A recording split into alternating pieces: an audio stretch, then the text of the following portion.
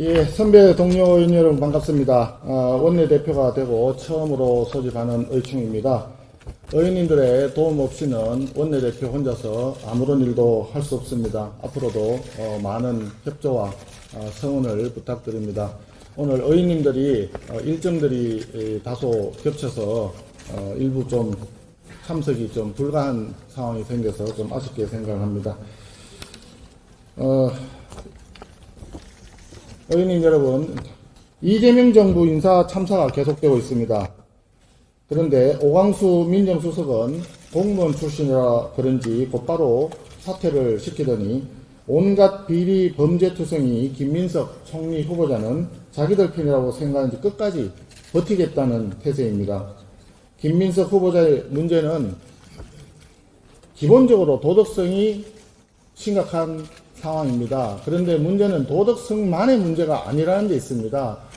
이 더 큰 문제가 논란에 대응하는 김민석 후보자의 자세와 태도에 있다고 생각을 합니다.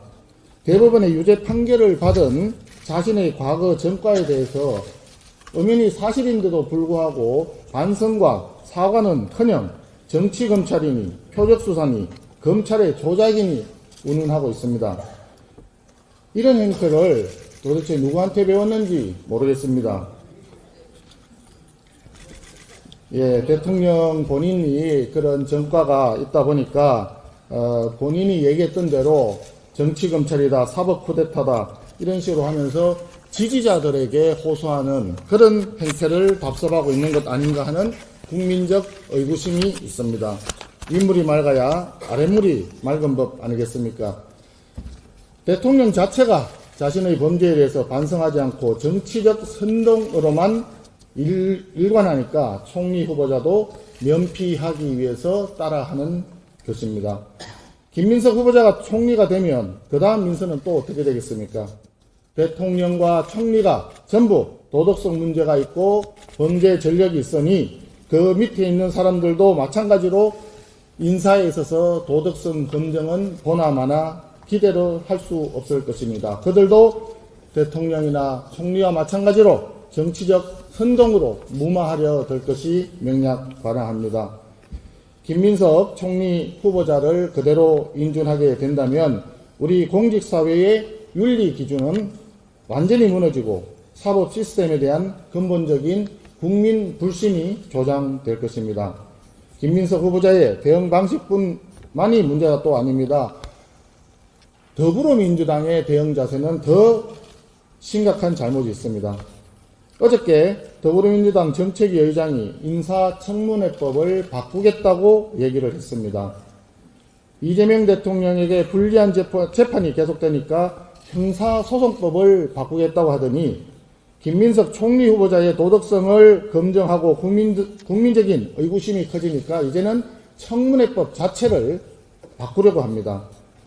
이 정권의 문제 해결 방식은 한마디로 수 틀리면 압도적 다수 우위를 기준으로 해서 법을 바꿔버리겠다 이런 거 아닌가 싶습니다. 입법 권력을 깡패처럼 휘두르는 습관을 고치지 못하는 상황입니다. 대통령과 총리의 도덕성이 무너졌는데 인사청문회 법마저 바꿔서 도덕성 검증을 별도로 뗀다면 국민들은 어떻게 공직 후보자의 적절한 인선을 알 수가 있겠습니까? 이 정권에서는 도덕성이라고 하는 검증 자체가 아예 사라질 판입니다. 모든 고위공직자의 이재명화가 진행될까 두렵습니다. 그리고 우리 당의 주진우 의원님이 김민석 후보자의 검증을 충실히 하다 보니까 더불어민주당에서 주진우 의원님을 공격하기 시작했습니다. 어이가 없습니다. 그럴 거면 주진우 의원을 총리로 지명하십시오.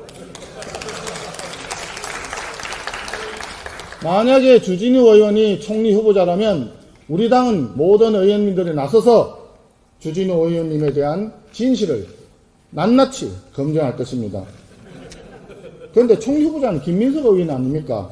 인사청문을 앞두고 검증하는 것은 더불어민주당이 야당일 때도 그대로 해왔던 일입니다. 너무 뻔뻔하다고 생각합니다. 김민석 후보자는 94건의 자료 제출을 요구했는데 그중에서 7건만 지금까지 답변을 했다고 합니다. 더불어민주당이 작년에 통과시켰던 국회 정언감정법 혹시 개정안이 기억하시는지 모르겠습니다. 기업이 개인정보보호, 영업비밀보호 등을 이유로 국회 자료 제출을 거부할 수 없다고 하였습니다. 기업은 본인들의 자료 제출 요구를 거부하면 처벌하겠다, 이렇게 법을 고쳤으면서 자기들은 공직 후보자에 대한 인사청문회 자료 제출 요구를 아예 거부하고 법마저 바꿔버리겠다는 이런 극단적인 내로남불 자세, 국민들께서 용납하지 않으실 것입니다. 뻔뻔한 사람이 성공하고 윤리를 지켜온 사람이 손해보는 사회는 대한민국의 미래를 담보할 수 없습니다. 그래서 이번 김민석 총리 후보자 인선 문제는 반드시 근본적으로 재검토되어야 한다고 생각합니다. 비공개 의총에서 향후 방안에 대해서 논의하도록 하겠습니다. 감사합니다.